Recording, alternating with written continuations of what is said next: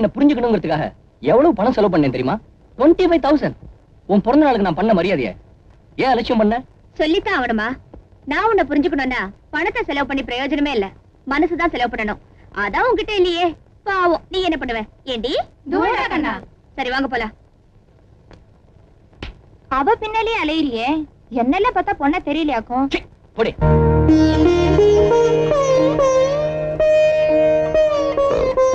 வணக்கம் சார். வணக்கம் வணக்கம் தம்பி. எங்க அப்பா சம்பாதிச்சது 2 கோடி ரூபாய், நானா சம்பாதிச்சது 1.25 கோடி ரூபாய். 1.25 கோடிப்பா, அத்தனைக்கு ஒரே வாரிசு என் மக திவ்யா தான். தெரியுமா?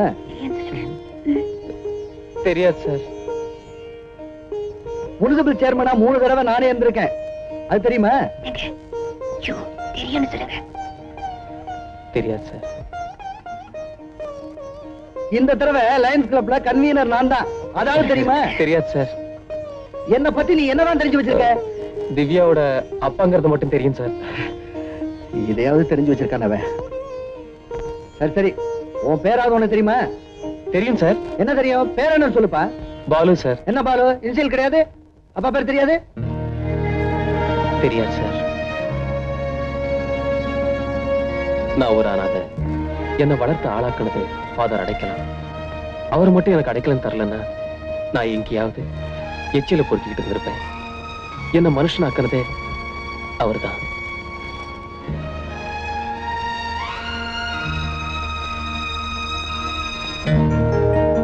எந்த அந்தஸ்தோட என் பொண்ணு மேல ஆசைப்பட்டேன்னு நீங்க கேட்கலாம். என்னை பொறுத்த வரைக்கும் உங்க பொண்ணு மேல நான் வச்சிருக்கிற அன்புதான் என்னுடைய அந்தஸ்து. உண்மையான காதலுக்கு அன்பு போதுங்கிற தைரியத்துலதான் நான் இங்க வந்தேன். நான் வரேன் சார். இல்லப்பா, உனக்கு இருக்கிற தகுதியே உன்னுடைய தன்னம்பிக்கை தான். நான் அதை மதிக்கிறேன்.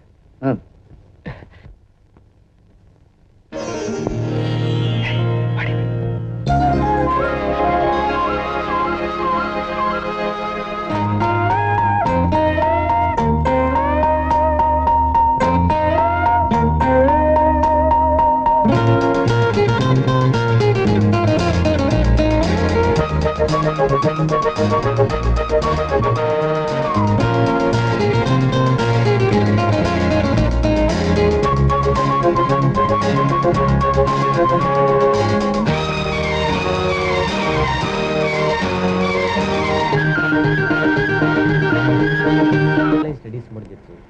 இனிமே என்ன பண்ண போற திவ்யா? மேல படிக்க போறியா இல்ல பாலுவை கல்யாணம் பண்ணிட்டு செட்டில் ஆக போறியா? ரெண்டும் இல்ல, இன்ஸ்பெக்டர் ஆகணுங்கிறதா அவருடைய லட்சியம். அந்த லட்சியம் நிறைவேறின பிறகுதான் இந்த கல்யாணம். அப்படியா? ரொம்ப நல்லதா போச்சு. வீட்டுக்கு போன உடனே நம்ம டிஎஸ்பிக்கு ஃபோன் பண்ணி பாலுவை போலீஸ் ட்ரைனிங் காலேஜில் சேர்க்க ஏற்பாடு பண்ணிடுறேன். தேங்க்யூப்பா. என்ன டிஎஸ்பி சார், சௌக்கியமா? என்ன ரங்கநாத், எப்படி இருக்க? ஒரு பையன் அனுப்புறேன். ஓ, நீ அனுப்புன பையனா? வந்திருக்கான். என்ன விஷயம்? நம்ம பையன் ஒருத்தனை ட்ரைனிங்ல சேர்க்கணும்பா. சரி, என்கிட்ட சொல்லிட்டல்ல, அவன் சேர்ந்துட்டு தான் நினைச்சுக்க.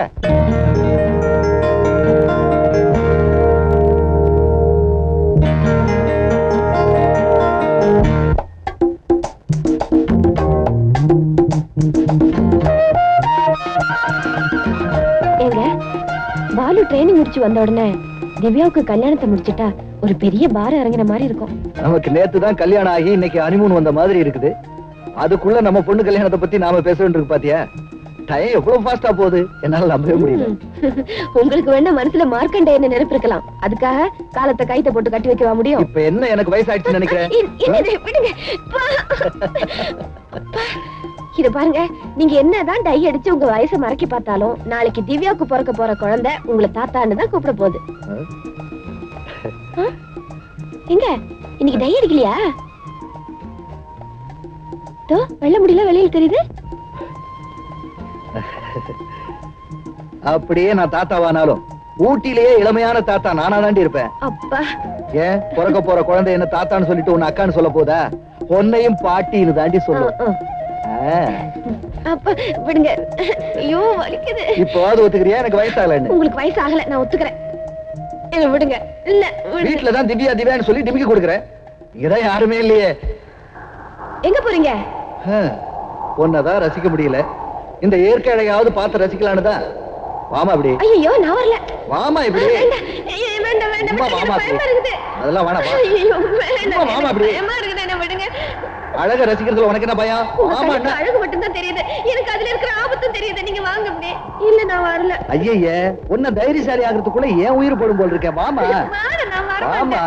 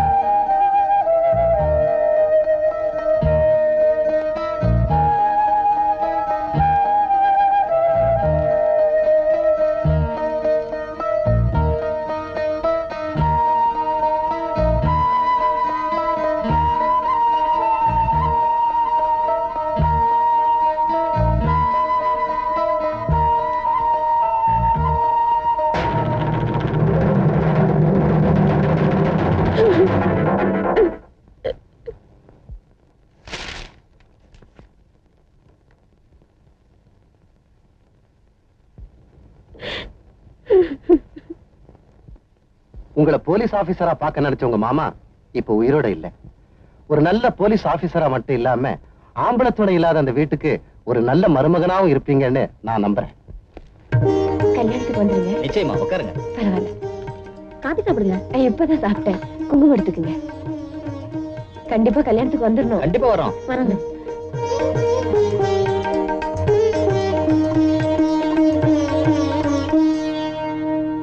லோட ஏத்திட்டு சீக்கிரமா போங்கடா.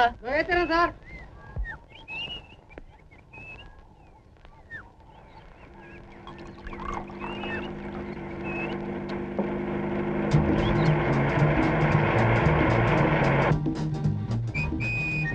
ஹாய். ஹலோ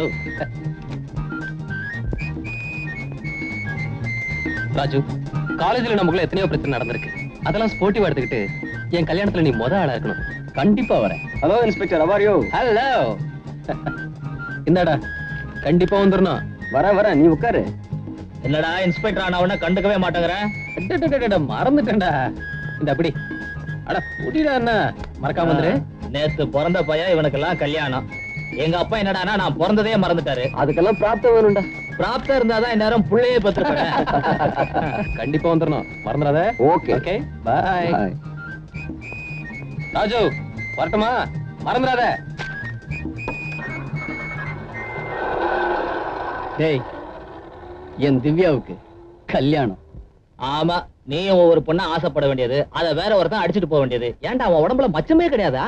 முதலாளி, நான் சொல்றேன்னு தப்பா நினைக்காதீங்க. அவளை பிடிச்சிட்டு வா, இவ்வளவு பிடிச்சிட்டு வான்னு சொல்றீங்க. நீங்களே ஒரு பொண்ணு பிடிக்கிறதுக்கு எவ்வளவு கஷ்டப்படுறீங்க. இவன் வெறும் வாயிடா. என்னடா முறைக்கிறேன்?